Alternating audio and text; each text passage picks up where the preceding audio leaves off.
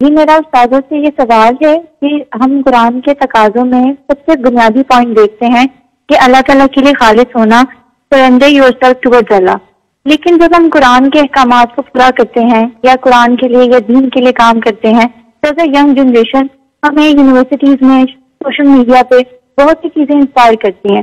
تو ہم کس طرح سے اللہ تعالیٰ کے لیے خالص ہو سکتے ہیں کہ ہمارے اندر کوئی ریزسٹنس نہ آئے، ہمارے اندر صرف ایکسیپٹنس آئے؟ ہم کس طرح اللہ تعالیٰ کے لیے خود کو سرنڈر کر سکتے ہیں؟ جزاک اللہ خیر. منال جی استاد. جزاک اللہ خیر. اللہ سبحانہ تعالیٰ آپ کی حفاظت فرمائے.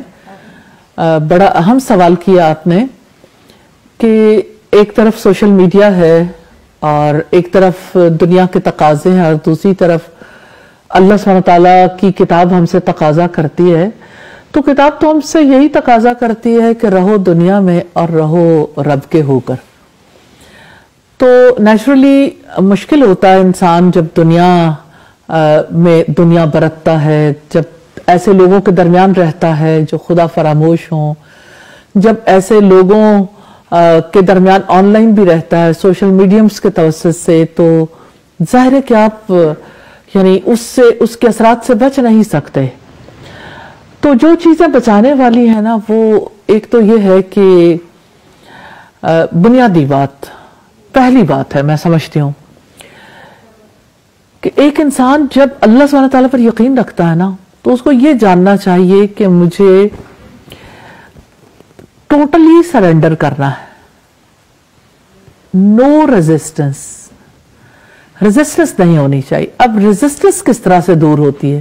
نالج سے، لاجک سے، اور ان لوگوں کے حالات پڑھ کے جنہوں نے ریزسٹنس دور کی تھی.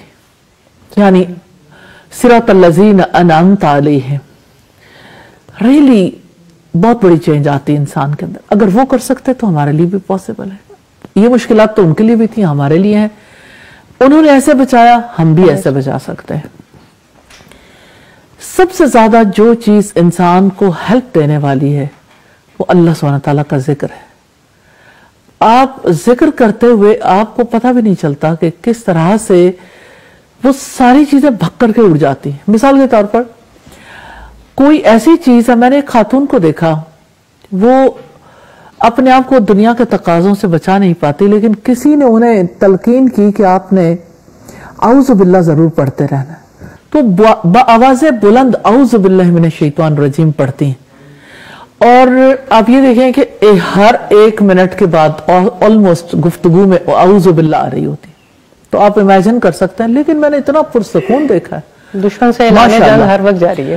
تو اللہ سبحانہ تعالیٰ کہتے ہیں وَإِمَّا يَنزَغَنَّكَ مِنَ الشَّيْطَانِ نَزْغٌ فَاسْتَعِذْ بِاللَّهِ، اگر شیطان کی اکساہٹ محسوس ہو تو اللہ کی پناہ مانگ لے. تو اکساہٹیں تو ہیں، سوشل میڈیمز پر بھی ہیں، اکساہٹیں ہیں سوسائٹی میں بھی ہیں، گھروں کے اندر، گھروں کے باہر، تعلیمی اداروں میں، ہر جگہ. تو اللہ کی رسی کو مضبوطی سے پکڑ لیں. اللہ تعالیٰ کا تو یہی فرمان ہے وَاعْتَصِمُوا بِحَبْلِ اللَّهِ جَمِيعًا وَلَا تَفَرَّقُوا. دو چیزیں، قرآن اللہ کی رسی ہے، اس کو بھی پکڑنا ہے، اور مل کر آپس میں. اگر آپ اجتماعیت سے کٹ کے رہیں، ایک اکیلا 2-11 اچھے دوست بنائیں. کیا قرآن حکیم میں یہ نہیں آتا وَالْعَصْرِ إِنَّ الْإِنسَانَ لَفِي خُسْرٍ إِلَّا الَّذِينَ آمَنُوا وَعَمِلُوا الصَّالِحَاتِ وَتَوَاصَوْا بِالْحَقِّ وَتَوَاصَوْا بِالصَّبْرِ. زمانے کی قسم، انسان یقیناً خسارے میں ہے، سوائے ان لوگوں کے جو ایمان لائے، جنہوں نے نیک عمل کیے، جو آپس میں ایک دوسرے کو حق اور صبر کی تلقین کرتے رہے. تو جو اچھے دوست ہیں نا، وہ بہت بڑا سہارا بنتے ہیں. اور پھر یہ ہے کہ آپ کا باقاعدہ تعلق کسی نہ کسی پلیٹ فارم سے، فورم سے ہو، جہاں پہ آپ مسلسل، یعنی آپ جیسے آپ کھانا کھاتے ہیں نا، ایسے ہی آپ کو ضرورت ہوتی ہے، آپ کی روح کو، آپ کی عقل کو، آپ کو ضرورت ہے جس چیز کی، وہ علم ہے. تو جب آپ سچے علم سے جڑے رہتے ہیں تو اس کی وجہ سے، ایسے فورم سے جڑے رہتے ہیں تو اس کی وجہ سے بہت آسانیاں پیدا ہو جاتی ہیں. تو بنیادی بات، سب سے پہلی بات، اللہ سبحانہ تعالیٰ کے ساتھ تعلق، اللہ سبحانہ تعالیٰ کو پکارنا، اس کی پناہ مانگنا، اعوذ باللہ من الشیطان الرجیم.